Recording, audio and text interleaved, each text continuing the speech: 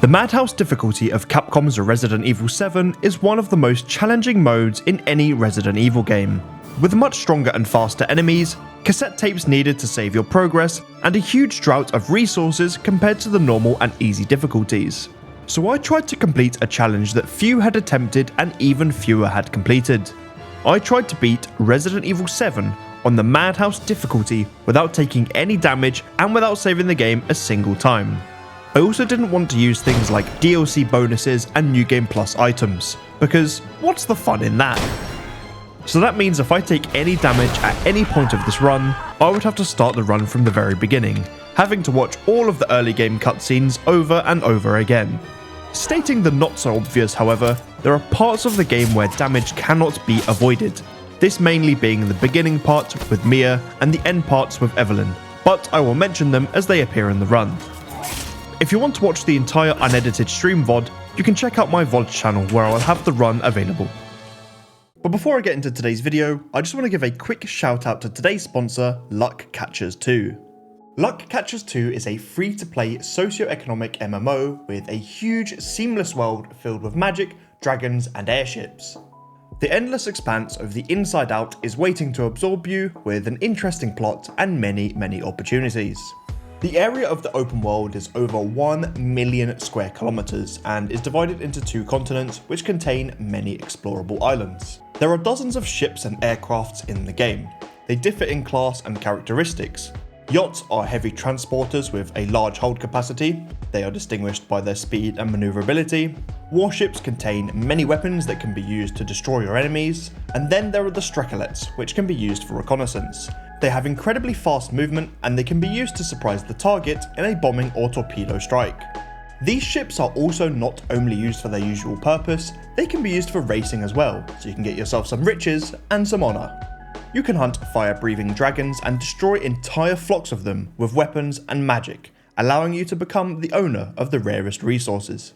You can scan my QR code here on the screen or use the link in my description to start playing Luck Catchers 2 now.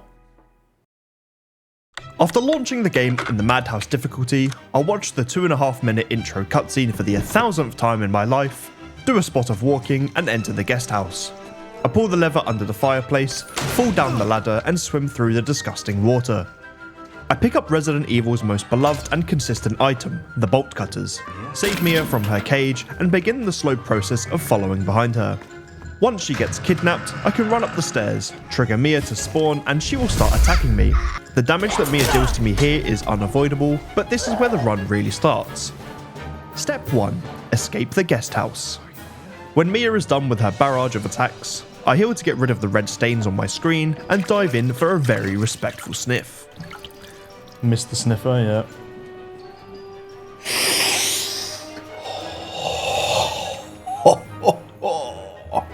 When Mia stands up, she throws me through the wall. I pick up the axe and start the Mia 1 boss fight.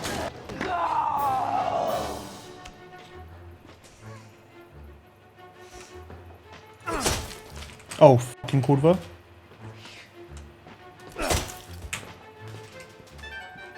I'm dead, Ethan. I can never leave. Oh, kurwa boba.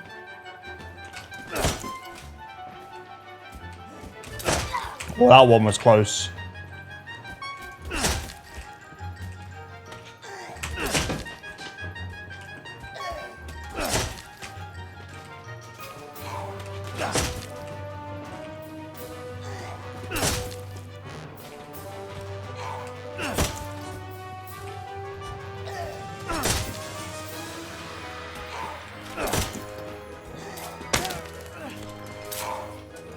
Yeah!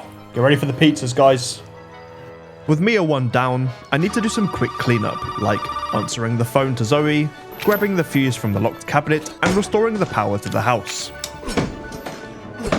I can then lower the staircase to the attic, grab the pistol and all of the available ammo before triggering the Mia 2 fight by touching this ladder. Yeah. My most viewed, so obviously it's going to be like a lot of people's favourite video.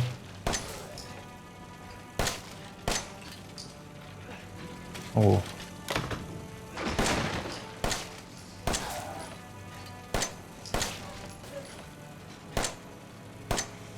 Oh my. Oh, I think it's time for the axe today. The core must be destroyed. Oh, fuck it.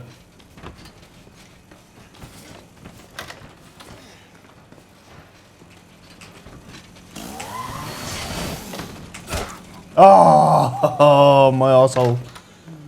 I just so happened to run out of bullets, but one swing of the axe was all I needed. Jack kills Ethan and is brought over to the main house, where the game starts to get a bit more interesting. Step 2. Escape the main house. After watching the infamous dinner table scene, I escape from the chair and wake myself up with a bit of sniffing.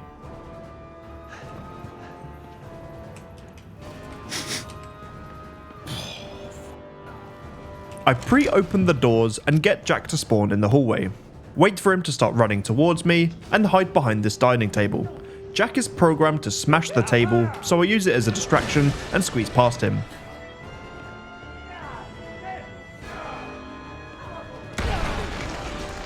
This will force him to smash open the wall, and I can go back through using the pre-opened doors and hide from Jack.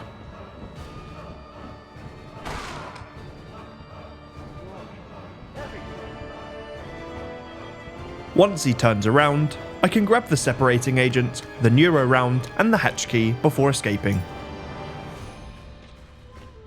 Entering the laundry room, I quickly leave and re-enter to trigger the phone call.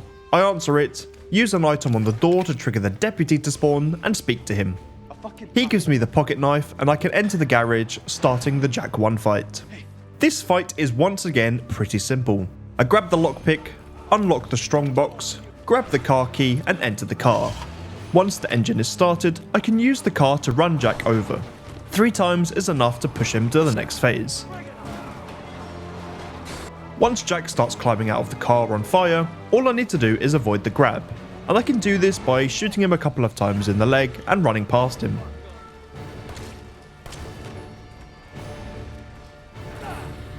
Nice. With the fight complete, I can climb the ladder, grab a very important antique coin, the ox statuette, and drop down and re-enter the living room, grabbing a second antique coin and a couple of handgun bullets. I can then open up the locked door using the statuette, which I don't have, because I left it in the frame. So I quickly run back to the garage, grab it, and make my way into the main hall. In the main hall, I pick up some gunpowder and a third antique coin, which is just enough to get the scorpion key out of the cage, skipping the bathroom section and the shadow puzzle, saving a lot of time and also making it a lot easier. Once I have gone through the scorpion key door, I can trigger the crawler molded by running a little bit down the hallway and then despawn it by going into this room ever so slightly. I can then safely open up this box to grab the lockpick and then head to the recreation room. This room contains an antique coin, supplements, and also a few enhanced handgun ammo, which is very important at this stage of the game. I then head to the save room, pick up some handgun bullets and the separating agent before rearranging my inventory in the item box. Onto the furnace room where I get more handgun ammo, an antique coin, and solve this puzzle to get the dissection room key. I then spawn in the 2 moldeds by leaving the room, go back into the room, close the door, and wait for them to despawn. Once they've dissolved into the ground, I can grab some more handgun ammo before using the enhanced handgun on this annoying molded.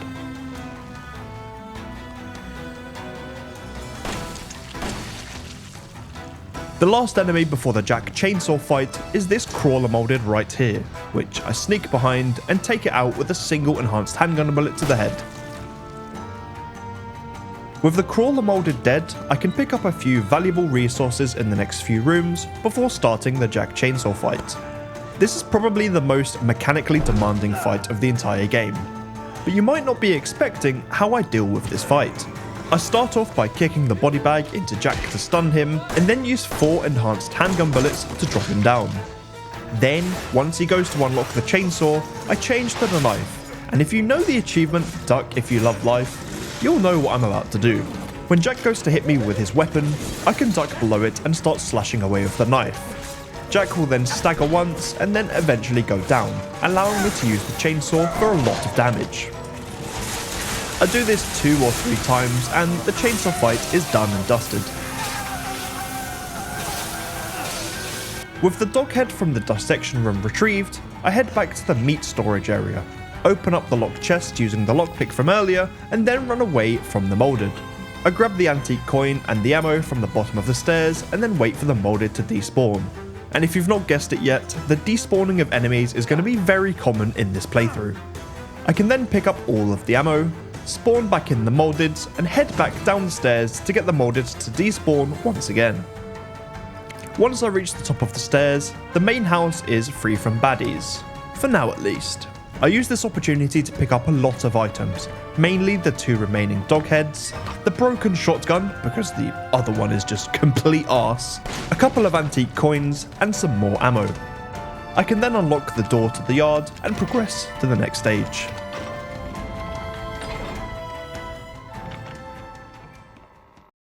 Step 3. Defeat Marguerite.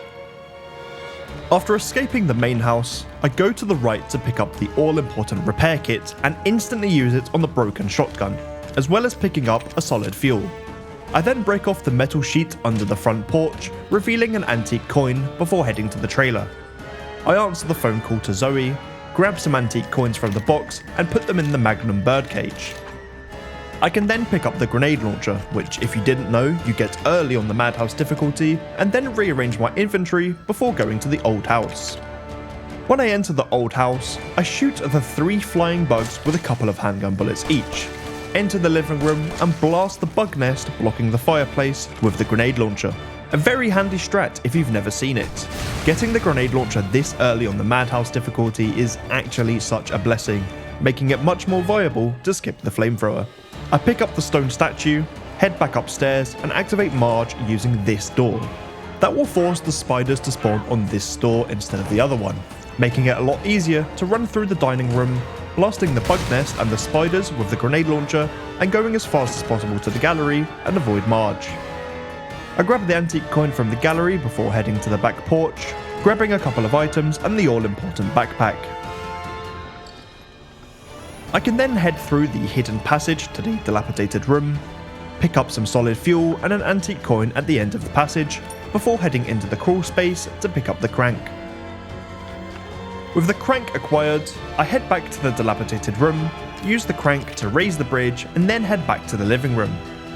If I stand outside of the dining room, I can listen to Marge's footsteps, and once she's in the hallway, I know I am safe to enter. I quickly pick up the solid fuel from the cupboard and the strong chem fluid from the locker and then go into the walkway. As soon as I enter, I use the grenade launcher on the nest to destroy it and kill 3 of the flying bugs. But they're like a bad smell and just decide to respawn right in front of my face, so I have to deal with them, pick up a hidden flame round and use the crank on the other bridge. Across the bridge, there is some gunpowder and the all-important crow key. With this key, I can now head back to the dilapidated room, starting the Marge 1 fight. This fight is the easiest one so far. 1 flame round and a few enhanced handgun bullets is all she needs.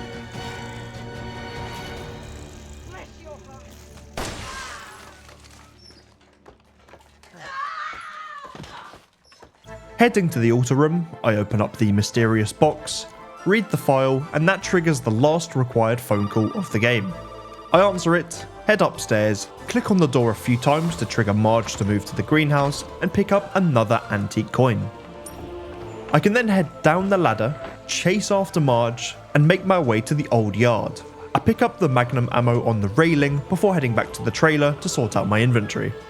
But there's one last thing that I need to do before heading to the Marge 2 fight, and that's head back to the recreation room to use the crow key. This gives me access to an antique coin, a flame round, a neuro round, and 3 shotgun shells. With all of these items picked up, I can head back to the trailer and prepare for the next fight, which is actually one of the more difficult ones.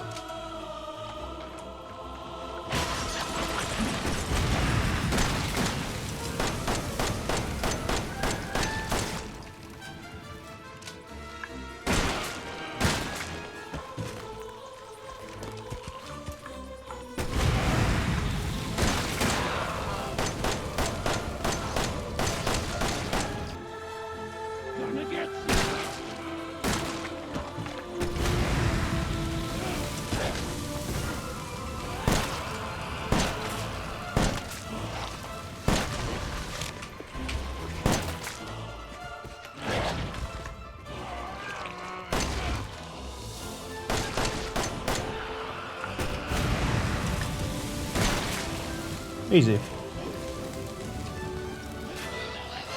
Marge 2 is down, one of the major choke points of this run, and I'm rewarded with a bunch of resources and I'm fully stacked to progress onto the next area. Step 4. Reach the testing area. With the lamp acquired from Marge's dead body and all of the resources plundered from this area, I can head back to the old house and access the second floor that was previously locked behind the usage of this lamp. Running through the rooms, I pick up the lockpick from the ceiling of the contaminated room and then head towards the detention room, unlocking the hidden room behind the bed and grabbing the D-series arm. Enemies start to spawn on the way back, but the first one tastes my 6,000 hours of Dead by Daylight by getting juiced on this bed.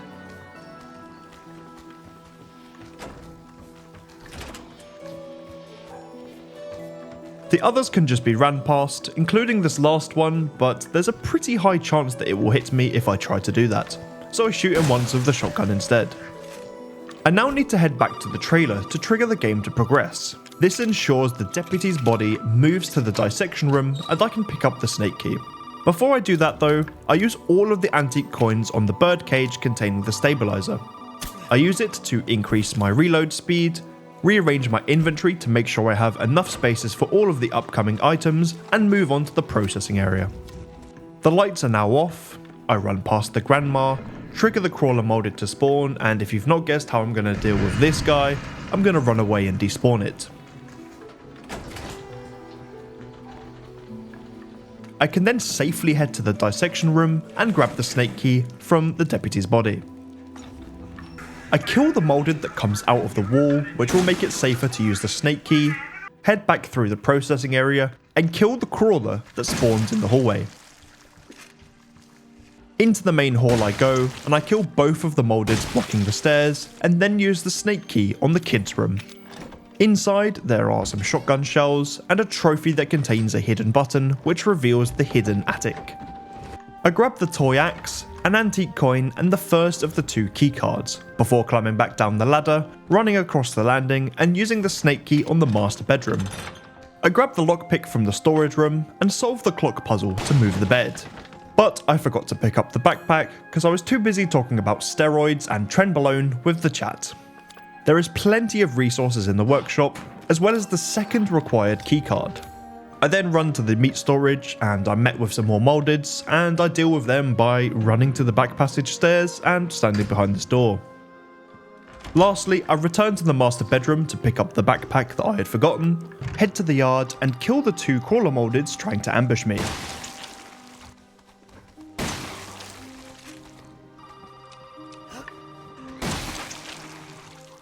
This allows me to safely use the axe on the shadow puzzle, get the last stabilizer from the chest, and I can then use both of the keycards on the door and watch the infamously long and boring Lucas TV cutscene. Step 5. Defeat the double fat moldeds. After watching the lengthy cutscene, I can start to take on the testing area, shooting plenty of mines with the handgun and picking up a couple of resources. The mine blocking the password room is a little bit trickier, and it can only be shot while standing down the hallway. I can then crouch carefully into the password room and destroy the last mine. I click on the keypad, exit out of it and avoid the trap, which will open up the hidden passage. I run down the passage, pick up the hidden magnum ammo behind this metal plate, and get close to the tripwire. I turn around, anticipating a crawler molded to spawn, and take it out with the enhanced handgun ammo. With that threat dealt with, I can crawl under the tripwire, enter the fertilizer room and dispatch of a few more tripwires. I can then safely collect the shotgun shells and then move onto the barn area. The barn area has a lot of good resources, but also some troublesome enemies. The first one is this tall molded to the right, thinking he's playing Counter-Strike, holding an angle like that. I take that one out with the shotgun and then have a bit of a ropier time trying to deal with the 2 crawler moldeds.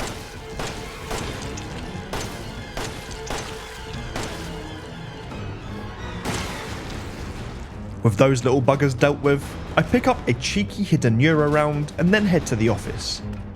Rearrange my inventory and use one of my 2 remaining lockpicks on the strongbox, giving me another 3 flame rounds. I pick up a few remaining resources, grab the battery and use it on the generator, and this will trigger the double fat molded fight to start.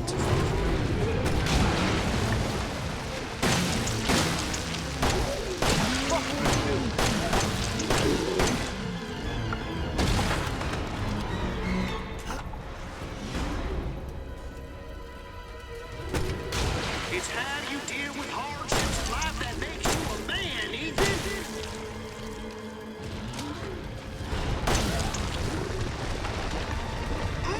Damn, that's kind of smart. Nice. This fight can be pretty janky, but it went very smoothly, a minimal amount of ammo used, and I can now move on to the next area. Step 6. Defeat Jack.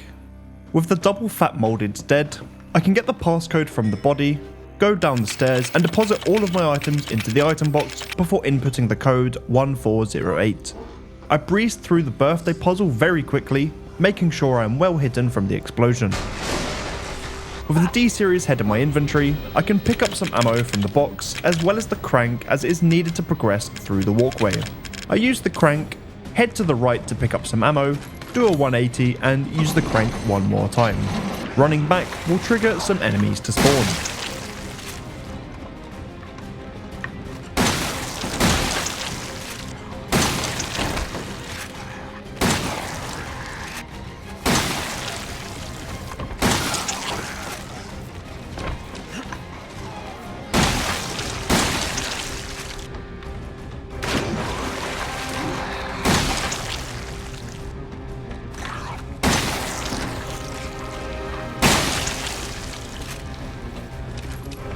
I prepare for the Jack 3 fight by bringing basically all of my ammo, but the key ammo to this fight is the newer rounds.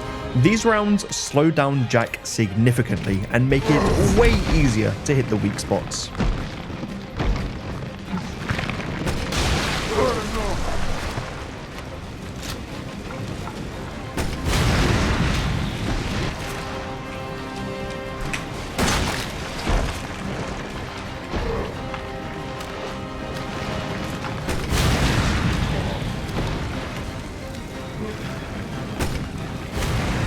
Not ideal.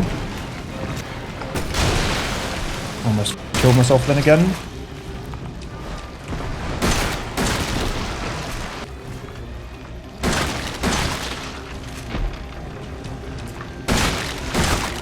Oh my days.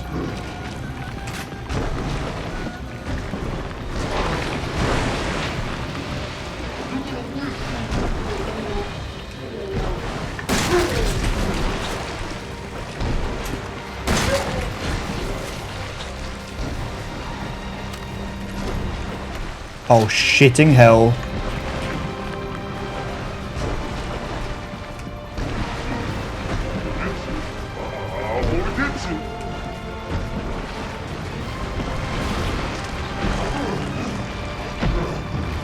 Is it on the arm? Where the f is it?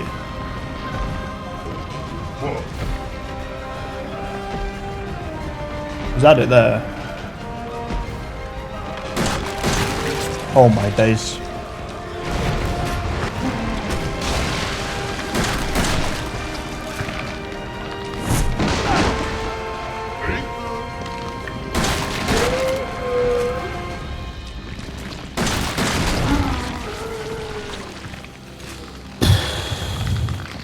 Finally, I inject the serum into Jack, he turns into beans, and I now have a decision to make. Saving Mia is faster and easier, because if I give Zoe the serum, I have to fight Mia later on.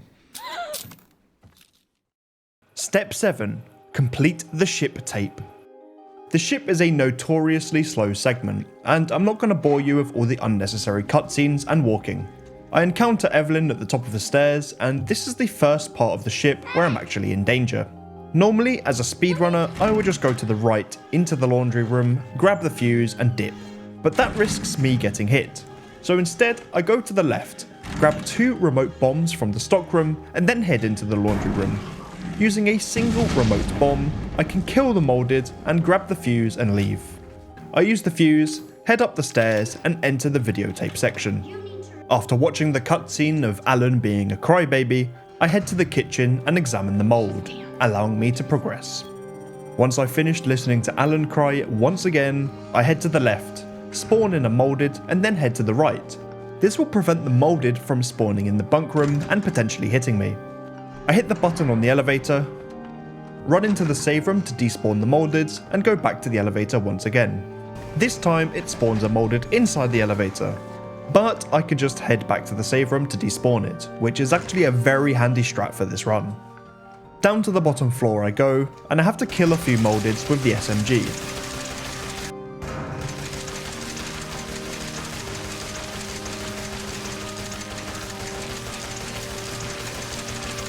I grab the remote bombs from this open box before using my Dead by Daylight skills once again to juice this moulded. I then go into the cargo bay to get some corrosives, use one of them on this door, and do the little walk-in segment talking to Evie. I talk to Alan once again, and once he stops yapping, I used the 2 bombs on these mouldeds, but I had a little bit of a mishap. Oh my god. The bomb just didn't f***ing work.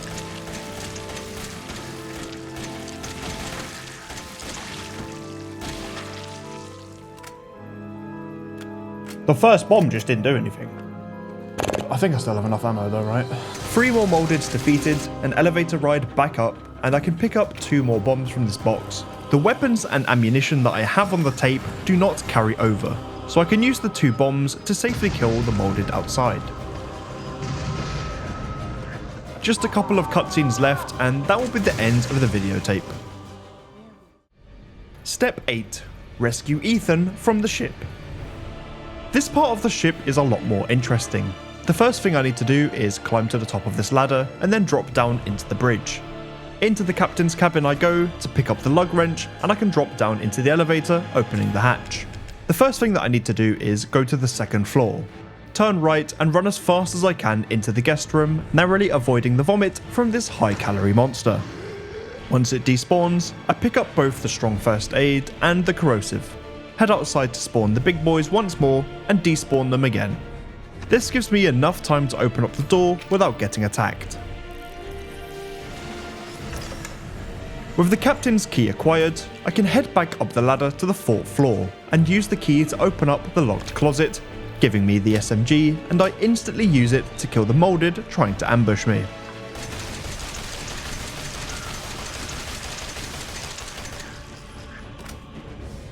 I can then head back down to the 2nd floor, despawn the fatties once again, and then head towards the lounge.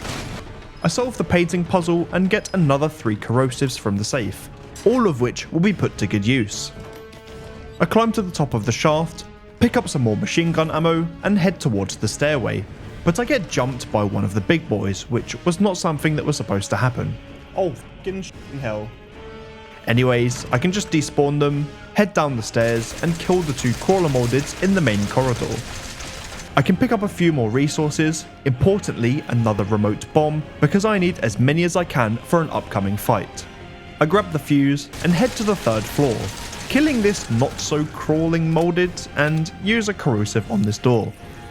Now it's time to defeat an enemy that is larger than life. That's right, a fat moulded. 1, 2, 3, 4. Don't press R.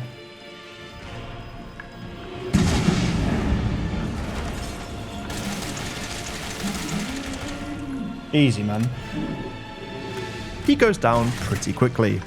Using 4 of the bombs that I have saved up, I plant all of them on a specific black square on the floor, wait for the fat man to spawn, and detonate all of the bombs at once. I can then just spray it down with the SMG, and he is no longer a problem. His friend tries to ambush me when I go for the power cord, but he gets licked down as well. Now that I've got all the items to repair the elevator, I go down to the bottom floor and try a bit more despawning cheese, but this time, however, it didn't go as planned. Oh my god. He's supposed to have despawned.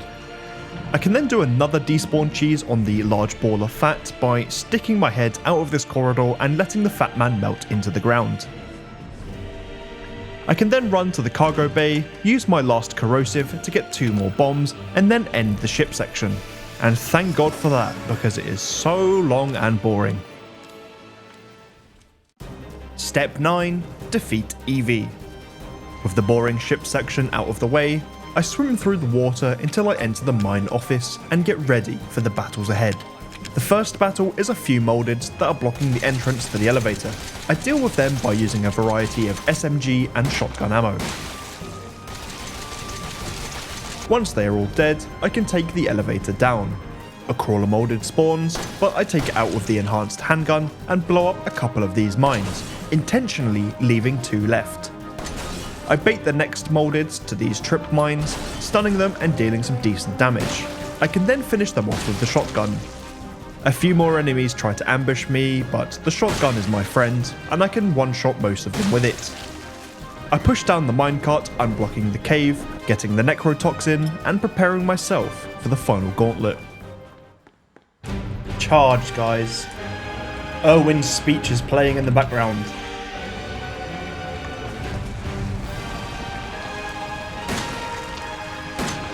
Oh my god.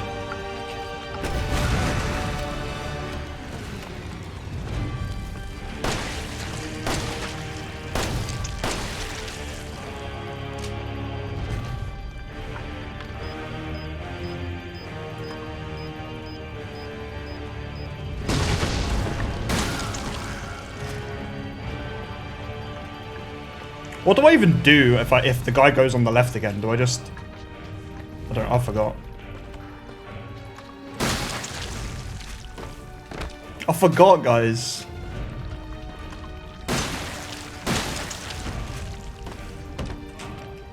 Nice.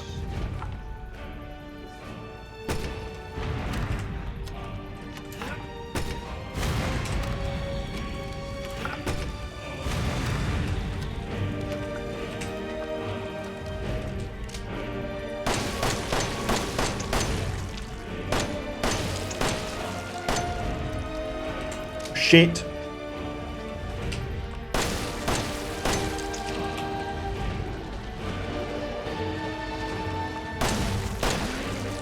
You know. How that didn't hit me is insane.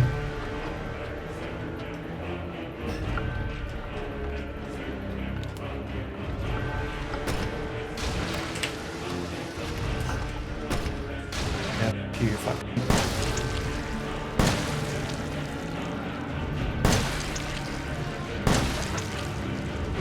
It's not easy, guys.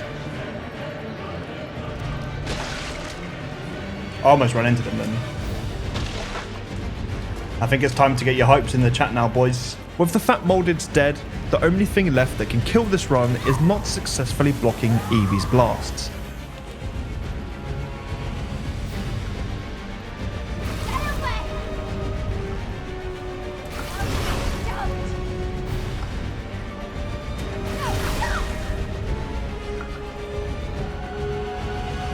Oh my days, I was about to mold so hard.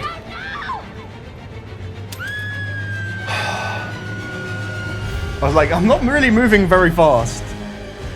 That was pretty close, I'm not gonna lie. Oh. But that's almost the run over. This is one of those parts where I have to take mandatory damage and it is unavoidable, but I was memeing with my chat here, saying that the run was ruined. Oh no, I took damage, guys. No, no, no, no, no. But speaking of ruined runs, here are some clips of me failing this challenge.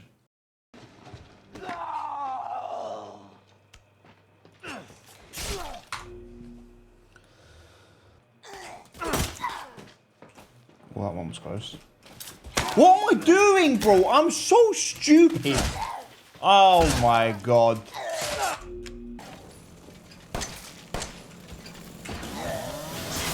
From fucking where, bro? What? I'm so done, dude.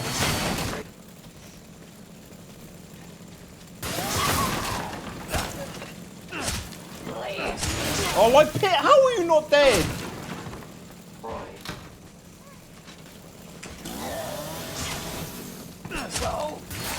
Bro! Oh my fucking god.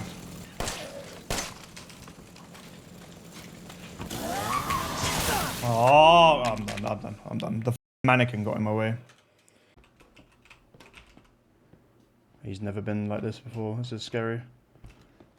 Please break the table. What's up, Thor? So now he comes through the door, the wall. Oh, I'm dead. I'm on to you. Okay.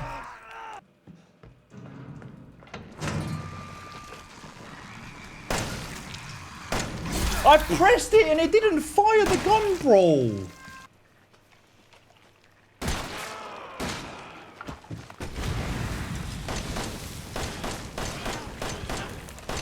Are you serious? Like, how is she not stunned from that?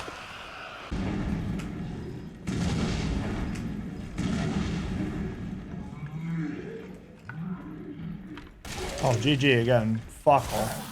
Like 4 bombs, man. 4. 4 bombs.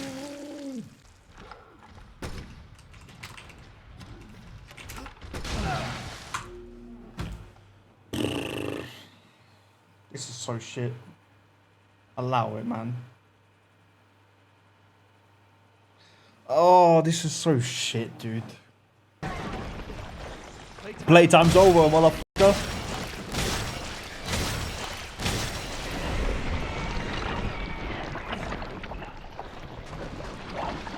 Later, bitch. Well, that is Resident Evil 7, guys. On the Madhouse difficulty. Brand new save. Without taking a single hit. And without saving. All in one try. Come on.